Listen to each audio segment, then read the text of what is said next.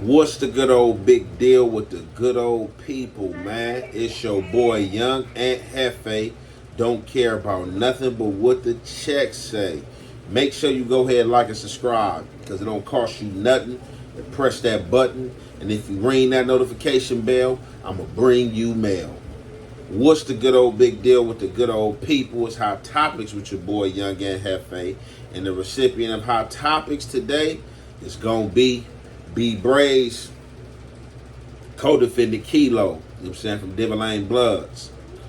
On top of that, before we get into this content, man, make sure y'all go shop at www.youngandhefe.shop and go ahead and get them t-shirts, man. Get that don't care about number what the check say.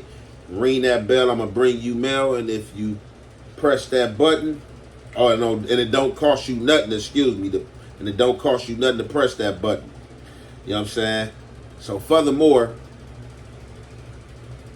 we gonna get into this content. So this content is some content, a good percentage based on brayz from different lanes. I'm pretty sure y'all already seen content pertaining to him, pertaining to his case, what he's in jail for, allegedly from what the courts say and law enforcement say, that brayz was on a shooting spree. You know what I'm saying? Him and Kilo. Really don't hear too much about Kilo. It looked like him and brayz is in the same prison. It looked like that they is in the same unit. You know what I'm saying? But they not cellies. Y'all see who brayz celly is, GB. The one time we did get to capture Kilo on camera, you know what I'm saying, it was like a little quick, you know what I'm saying, little snippet during brayz time getting interviewed by Cam Capone. Now, like I said, you rarely hear about Kilo. You know, you hear about brayz. Brayz always the one going up. Brayz on the who's, you know what I'm saying? Brayz receiving the views he have received and the bit of celebrity he have received, which is the result of having his phone snatched and having to have him sit back and play the backfield for a while, man.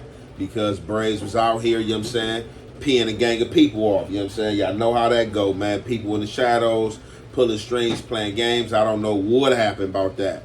But we definitely about to get into this content with Kilo. As I've been saying, you don't hear too much about Kilo. He really seemed like he the quiet type, don't want to be on camera, don't want to cause any controversy, anything controversial. Don't want to have his cell hit. You know, he just basically, you know, doing his prison time. Y'all gonna see he got an extensive jail sentence. And I want to say he have like 3 different sentences. And all of them ran consecutive, you know what I'm saying? And I want to say like 40 years, 100 years here, 50 years there, without parole there, you know what I'm saying? It was crazy. And then, you know, yeah, let's just get into this content, man. And y'all already know it's the Halfway and the Half Effect. We go commentate. Hey, this my crime too. Kilo, that red. Hey, this my crime too. That red, dude.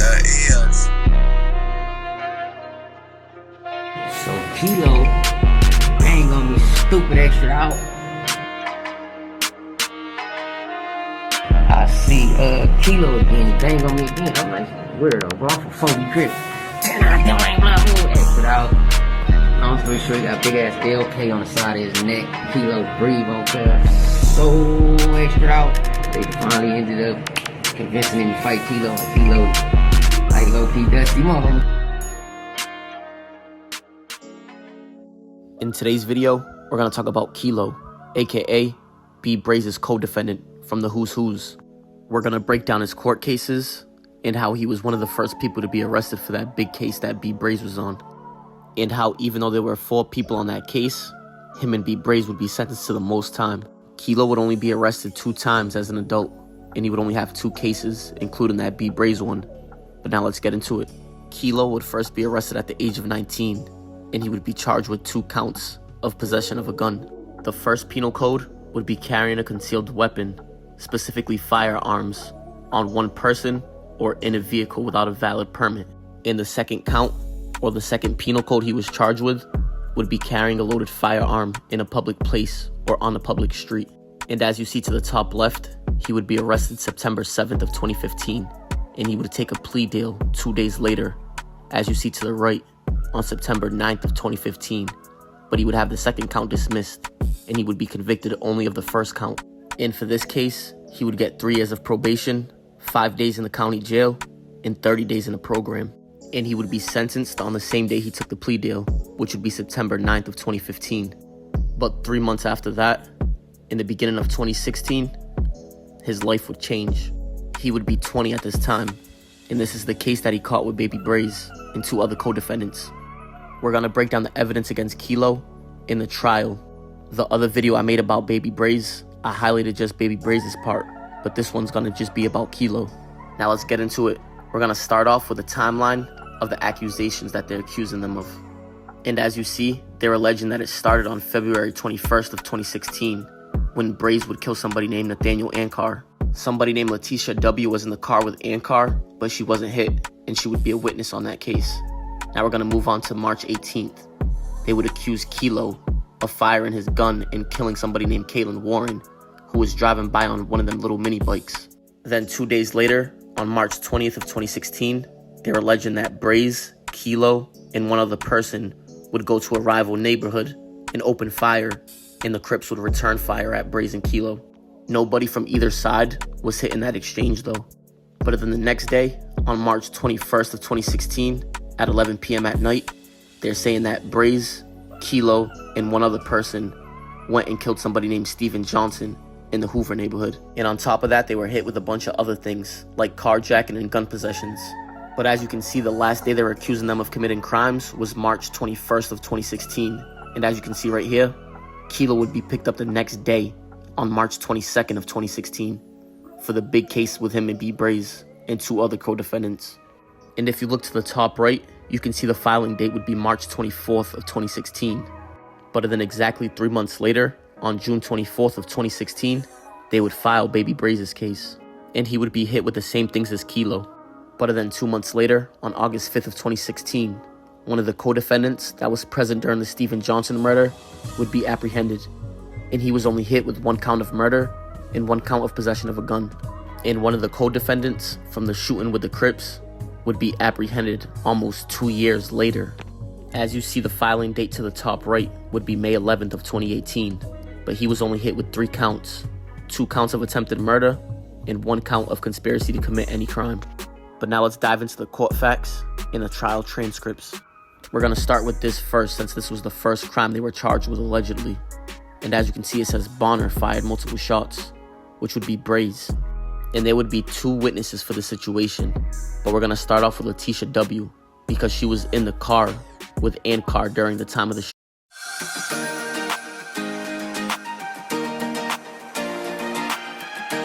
shooting, which would be the victim.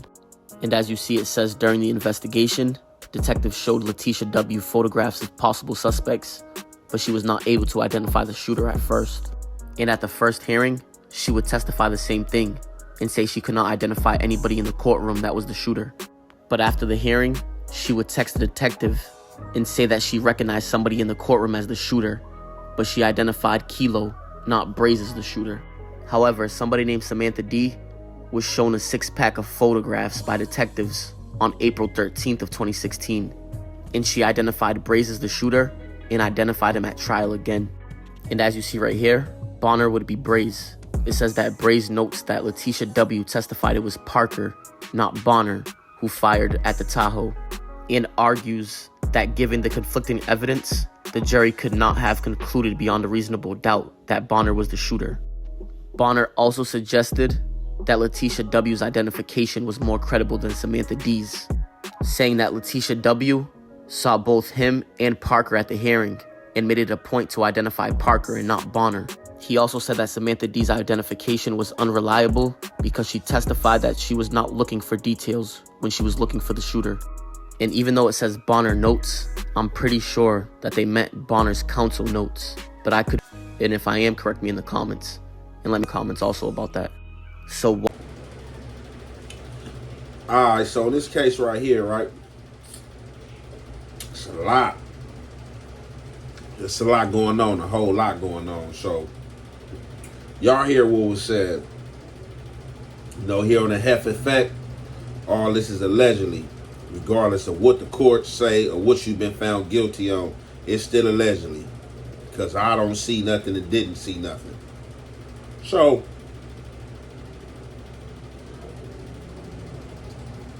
from what's being portrayed, they making Kilo out to be a menace to society. So we already watched the Wars of Cali's and the different channels who has spun their narrative pertaining to Baby B Bray's story. Now, these shootings already went over, the shootings in the Hoovers and stuff like that. But what I'm gonna get to is this shooting they really didn't say in the other Crip hood, which alleged they supposedly went over there and started shooting and fire got returned back. So, from what's being alleged, it looked like it was a cold shooting spree going on. That dudes was on that work call. Dudes getting flipped off mini bikes, dudes getting shot in the car, all allegedly, you know what I'm saying? However, Kilo, from what they said, is the first one who went down and was charged with any of the counts and murders. Then from there, other people started going down. I think Brayz. Then I think, from what they say, 2 years later, after the first arrest was made to these crimes, another member went down pertaining to the Crip shooting, where they went to a Crip hood allegedly, and the Crips returned fire back. You know what I'm saying? So what I'm not understanding, it's crazy how they got charged for shooting at some Crips and some Crips returning fire. Now, of course, you're going to give the people who defended themselves the immunity or the lesser charge. But was they camera surveillance, or all these are situations that are being told by somebody? Because did the Crips get caught that exchange fire, or what? Was they on camera? Anything like that? Now,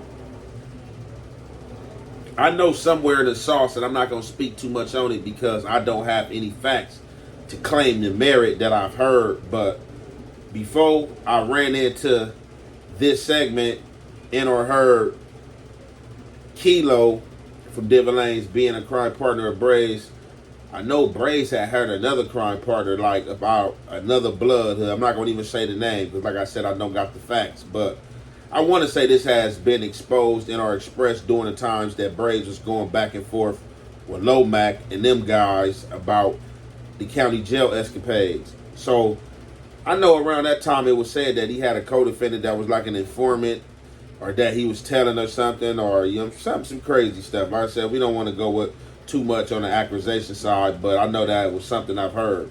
Now back to this Kilo situation. Whoever this other member was, this has to be the guy that I'm hearing about that was telling. But in wonderment, how did Kilo first go down? Like, you know what I'm saying?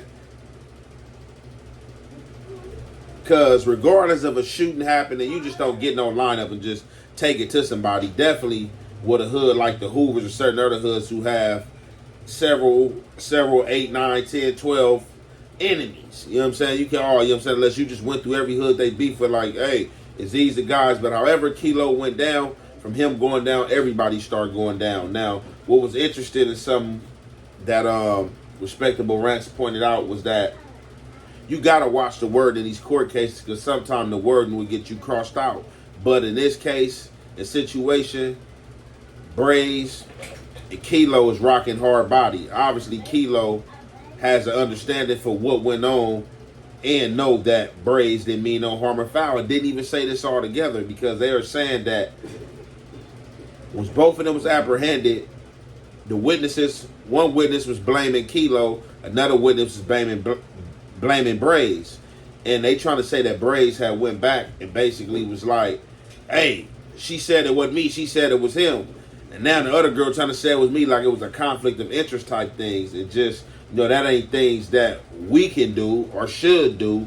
You leave that up to your counsel. But even in situations with your counsel, on the Fed, it's a different ball game. So you definitely got to watch your wording and how you word and stuff. Your paperwork got to be crisp, because you can have a situation like that and your co-defendant didn't trip on you and know everything good, but you get to the wrong yard and people read that and gonna be like, man, you all bad. Then it's a situation where you got to challenge that in order to try to get your co-defendant, like, man, on the line, my co-defendant can tell you and stuff like that. But yeah, that was crazy. So you just definitely got to watch out with your wording, because I don't think or believe Brayz says that. You know what I'm saying? I had to come for the lawyer. And even some people still going to be mad when your lawyer say it. But with that, let's get into the rest of this content. It's the Hef way and the Hef effect. We're going to commentate. Brayz that did it. And the witness that was inside the car with the victim is saying that it was Kilo that did it. And the next count would be the murder of Kaylin Warren that happened on March 18th of 2016. And on that day, Kaylin Warren was riding a mini bike west on 76th Street when a person inside a light-colored sedan shot at him multiple times at 2:30 in the afternoon. And as you see, it would happen in the white circle, and that would be the Mad Swan blood territory. Kaylin Warren wasn't a gang member, but it's alleged that Kilo did it just because he was on a mini bike. And I guess at that time, they were allegedly beefing with somebody from Hoover that was riding mini bikes. And now we're going to talk about the next count that happened on March 20th of 2016, when Brayz, Kilo, and one other person would approach rival Crips and get into a shootout with them. Brayz and Kilo would be tried together on the same trial, but Clayton, as you can see right there, he would be tried separate. We're going to break down his sentence right now, and then we're going to double back to Kilo's sentence. And like we said, this co-defendant would be the last one to be arrested. But on January 7th of 2020, 4 years later after the shooting, he would take a plea deal. He'd be convicted of 1 count of attempted murder, and then the other 2 counts would be dismissed.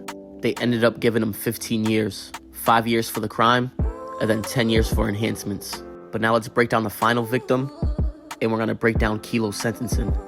And this count would happen on March 21st of 2016, around 11:20 at night.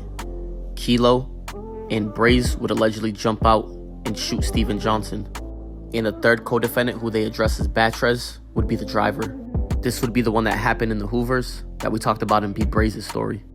But during trial, on October 7th of 2017, Brayz would report to the courts that Kilo and Brayz threatened to kill him if he didn't take the blame for Johnson's murder. The court would then ask Brayz if he was threatened by both defendants, and he would answer, yes, I was. But regardless, they were all found guilty, and Brayz would receive 40 years to life for the murder, and then 3 years for the possession of a gun. And remember, Kilo and B. Brayz would have the same charges, but the other 2 co-defendants didn't. But Kilo would be found guilty on every single count. He would get 235 years plus 7 life sentences. Now let's break down how. He would receive 50 years to life for the conspiracy to commit any crime. He would receive 15 years for the robbery. As you see, it says 5, but if you look in the comments, you can see for a total term of 15 years, because they hit him with a 10-year enhancement on that. Then he would get 40 years to life for 1 count of attempted murder, and then 32 years to life for the other count. Then he would get 3 years for carrying a loaded firearm, 8 months for another gun, 7 years for taking a vehicle without consent. As you see, it says 3, but if you look in the comments, it says for a total term of 7 years, because they hit him with a 4-year enhancement on that. Then he would get life without parole for 1 murder, and he would get 3 years in state prison for carrying a loaded firearm again. Then he would be hit with 14 years for assault with a firearm on a person. As you see, it says 4 years, but if you look in the comments, it says for a total term of 14 years, because they hit him with a 10-year gang enhancement. He would then get another 3 years for carrying a loaded gun again, and then he would get life without parole for another murder. Then he would get 40 years to life for shooting at a vehicle, and then 3 years for another carrying a gun charge. And on top of that, he would have to serve most of these counts consecutive. But either way, that's going to wrap it up for this video. Comment, like, and subscribe. So there it is there. Whoever that guy I was talking about, it definitely was an informant on this case that was another blood, but I don't think he was from the lanes. If I serve myself correct. But, you know what I'm saying, he could have been. But, as it was told to me, and I don't remember him being from lanes. However,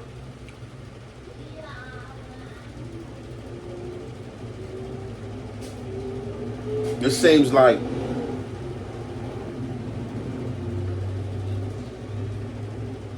Kilo may have went down for this first, right? Then they start coming to get everybody else, and then the rest of these alleged shooting sprees and crimes is popping up, and they merging these, or at least trying to merge these, or have merged these onto Brayz and Kilo. You see, Kilo seemed like he got done the worst out of everybody, like as far as like with time and enhancements on enhancements and everything being ran consecutive. Everything being ran consecutive is not concurrent. Don't mean that it's all merged together. It's like you finished 14 here, you're going to step up, do this 25 here. You're going to step up, do this 2 here. Going to do this here. Then they gave them the possibility without parole. But we ain't seen a lot of dudes in these situations that's been coming home as of late. And it ain't ruled out in their favor to come home, because it's a lot of loopholes in this case. Definitely with witnesses saying, oh, I seen this person, or I seen this person, and having people mixed up and misconstrued, and then coming into court saying you didn't see nobody, but then leaving out the court saying that it was this person, you know what I'm saying? So you got people on this case trying to play the game as if they not snitching. Oh, I'm going to go in this court. I ain't going to let nobody see me do it, but when I leave this court, I'm going to hit this detective and tell him it looked like that guy never saw. And that just looked like that's the case of this situation. I don't know if the dude who told that got 40 years, still got 40 years, still got an elbow, but I guess he was just like, 40 years is versus 40 years to life is versus 100 years to life is better. So let me tell for a little information I do know, and maybe they'd be even more lenient on me somewhere down the line because I wasn't informing. Now,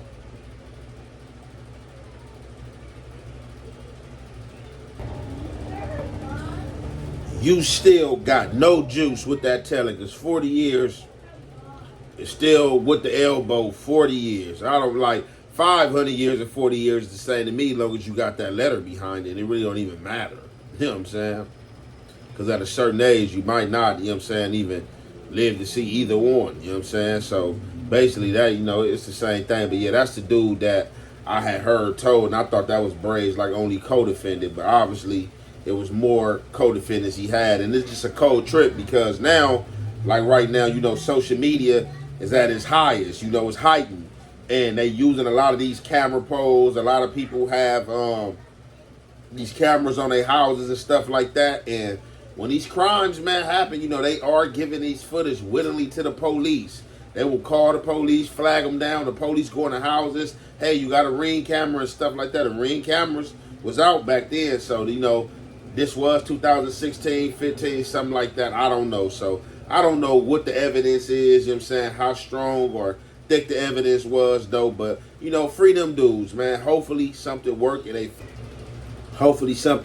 favor or fall through for them with all these laws, and loopholes in these cases. And with that being said, I'm going to conclude this there. And shout out to the Respectable Ranch for doing this research. It's your boy Young and Hefe. Don't care about number what the check say. Make sure you go ahead and like and subscribe, because it don't cost you nothing. And press that button. And if you ring that notification bell, I'm going to bring you mail.